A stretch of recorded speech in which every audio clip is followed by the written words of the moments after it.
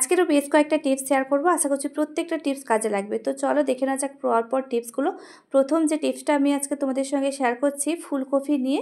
এখন যেহেতু শীতের সিজন, তো ফুলকপি তো আমরা খাচ্ছি। তো দেখো ফুলকপিটাকে কাটার পরে কিন্তু এটার ভেতরে পোকা আছে নাকি দেখে নিতে হয় খুব ভালো করে, নয়তো ভেতরে কিন্তু পোকা থেকে যায়।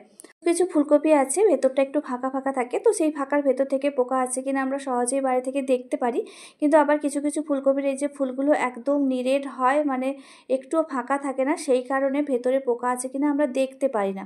তো দেখো এই যে ফুলকপিটা দেখছো, এটা কিন্তু একদম গায়ে ঠাসা, একদম মানে কোথাও একটু ফাঁকা নেই। তো সেই কারণে ভেতরে পোকা থাকলেও কিন্তু থেকে যেতে পারে, আর আমরা সেটাকে রান্না করে খেয়ে নিতে পারি।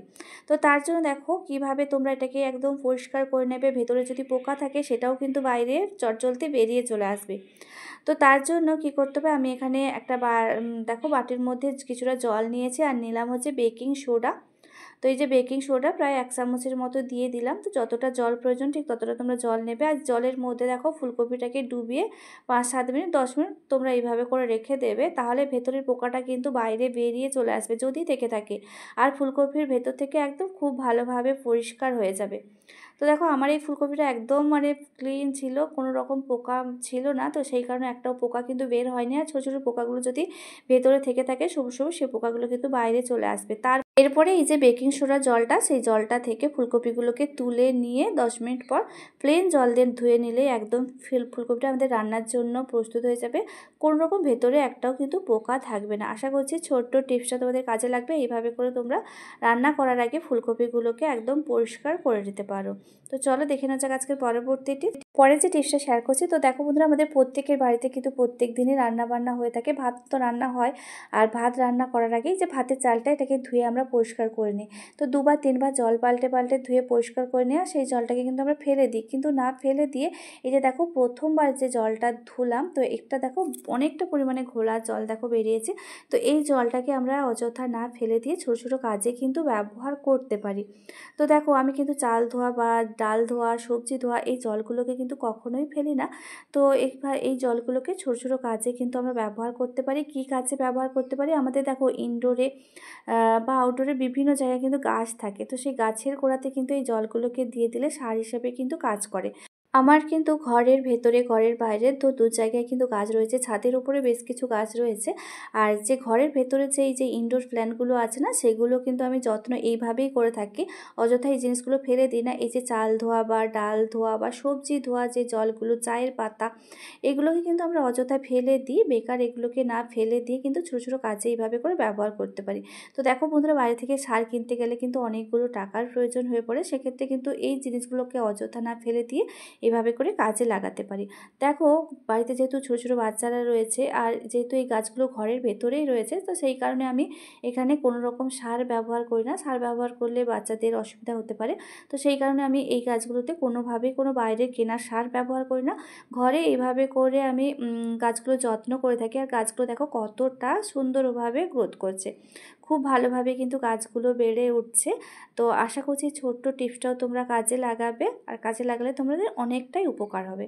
তো চলো দেখে নেওয়া যাক আজকের পরবর্তী টিপস। পরবর্তী যে টিপসটা শেয়ার করবো সিরাপের বোতল নিয়ে। এই দেখো বন্ধুরা এই যে সিরাপের বোতলগুলো দেখবে আমরা টেবিলে বা যেখানেই রেখে থাকি না কেন, তার নিচটায় দেখবে সেই জায়গাটায় ওষুধগুলো পুরো একটা চিটচিটে ব্যাপার হয়ে যায়, বা বোতলগুলো দেখবে গাটাও কিন্তু মানে একটা চিটচিটে ব্যাপার হয়ে যায়। কারণ ওষুধ গড়াতে গেলে কিছুটা ওষুধ গা বেয়ে পড়ে যায়, তো সেই কারণে এই প্রবলেমটা হয়। তোমরা কি করতে পারো, একটা দেখো সুতির কাপড়ের টুকরো আমি নিয়েছি। তো সেই সুতির কাপড়টাকে যদি এইভাবে করে পেঁচিয়ে এই বোতলটার গায়ে করে বেঁধে রেখে দিই, তাহলে ওষুধটা ঢালার সময় যে কিছুটা ওষুধ গা বেয়ে নিচের দিকে পড়ে যায়, তো সেটা কিন্তু আর হবে না। যেই ওষুধটা গা বেয়ে গড়িয়ে যাবে সেটা কিন্তু এই কাপড়টার মধ্যে অ্যাবজর্ব হয়ে যাবে। তার ফলে কী হবে, ওষুধের বোতলটা একদম পরিষ্কার থাকবে। সেই সঙ্গে যেই জায়গাটা রাখবে সেই জায়গাটাও কিন্তু একটু ওষুধ পড়বে না, মানে চিটচিটে ব্যাপারটা সেটা কিন্তু হবে না। আর যখন এই সিরাপের বোতলগুলো থেকে আমরা ওষুধগুলো ঢালবো, তো এই যে সিপিটা খুলে ঢেলে নিলেই কিন্তু ওষুধটা চলে আসবে। সেই সঙ্গে একটু যদি গা গড়িয়ে পড়ে সেটা কিন্তু এই কাপড়ের মধ্যে অ্যাবজর্ব হয়ে যাবে। যে টিপসটা শেয়ার করছি, তো দেখো বন্ধুরা, আমরা যে জুয়েলারিগুলো গলাতে পরে থাকি না, সেটা সোনার বা সিটি গোল্ডের বা হচ্ছে এই ধরনের অক্সিডাইজ যেই ধরনের জুয়েলারিগুলো আমরা ব্যবহার করি না কেন, এর যে দেখো পেছনে এসটা আছে না, এই এসটা দেখবে ঘাড়ির কাছে কিটকিট করতে থাকে। আর সেই সঙ্গে আমাদের যে চুল আছে, চুলও এই এসের সঙ্গে আটকে যায়, তো প্রবলেমের মধ্যে পড়তে হয়, চুলটা টানাটানি হয়ে যায়। সেই সঙ্গে গলার কাছেও সারাক্ষণ দেখবে একটা কুটকুট করতে থাকে। তো তার জন্য সহজ একটা টিপস শেয়ার করছি, তোমরা কীভাবে এই জুয়েলারিগুলো পরলে আর এই সমস্যাগুলো হবে না।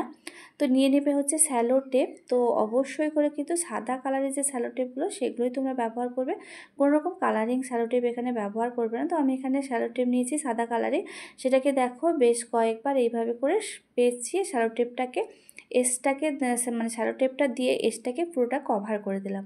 তো এবার দেখো এই হারটা যদি গলায় পরে থাকি আর কিন্তু কোনোভাবেই আমাদের স্কিনের সঙ্গে টাচ করবে না এসটার, কুটকুটানি ভাব বা চুল আটকে যাওয়া এই যে সমস্যাটা, এই সমস্যাটা কিন্তু আর হবে না। আশা করছি এই ছোট্ট টিপসটা তোমাদের কাজে লাগবে। তো চলো দেখে নেওয়া যাক আজকে পরবর্তী টিপস। পরে যে টিপসটা শেয়ার করবো, তো দেখো নতুন গৃহিণীদের জন্য কিন্তু ভীষণ একটা দরকারি টিপস বলতে পারো। তো আমরা অনেকেই আছি যারা নতুন গৃহিণী, তারা হচ্ছে আটার মাপটা ঠিকঠাক করে নিতে পারে না, সেই কারণে কখনো রুটিটা বেশি হয়ে যায়, কখনো আবার কম হয়ে যায়। তোমরা কিভাবে করে আটাটা মাপ নেবে, তো তারই একটা টিপস শেয়ার করছি। তো দেখো হাত দিয়ে তোমরা কি করবে, এইভাবে করে আমি ঠিক যেইভাবে দেখাচ্ছি এইভাবে করে তোমরা আটার মাপটা নেবে। মানে যতগুলো রুটি করতে চাও এইভাবে করে তোমরা হাত দিয়ে মানে গুনে গুনে তোমরা নেবে, তাহলে ততগুলো কিন্তু রুটি হবে। এভাবে করে মাপ নিলে কিন্তু একদম মানে যতগুলো রুটি বানাতে চাও ঠিক ততগুলোই রুটি হবে। একটা দুটো হলে সেরকমভাবে কোনো ক্ষতি নেই, কিন্তু অনেকটা পরিমাণে হয়ে গেলে সেক্ষেত্রে নষ্ট হয়ে যায়, বা আবার কম হয়ে গেলে কিন্তু তখন খেতে গেলে কম পড়ে যায়। তো এইভাবে করে মাপটা তোমরা অবশ্যই করে নিও। আশা করছি এই ছোট্ট টিপসটা তোমাদের কাজে লাগবে। তো চলো দেখে নেওয়া যাক আজকের পরবর্তী টিপস।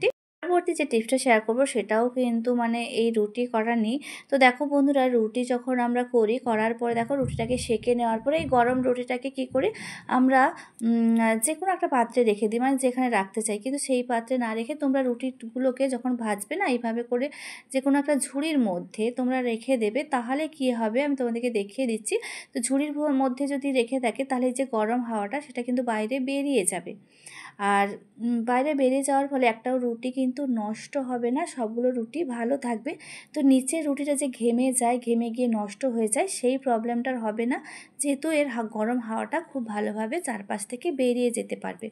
তো আমি দুটো রুটি দেখো একটা প্লেটের মধ্যে রেখেছিলাম, সেটাই আমি তোমাদেরকে দেখিয়ে দিচ্ছি। তো দেখো রুটির নিচের যে রুটিটা সেটা কিন্তু ঘেমে গেছে, ঘেমে যাওয়ার ফলে দেখো এই রুটিগুলো নরম হয়ে যায়, আর আমাদের কারোরই খেতে ইচ্ছে করে না, তখন কি হয় এই রুটিটাকে অযথা আমাদের ফেলে দিতে হয়। তো কারোর এই ধরনের রুটিগুলো আমাদের পছন্দ নয়।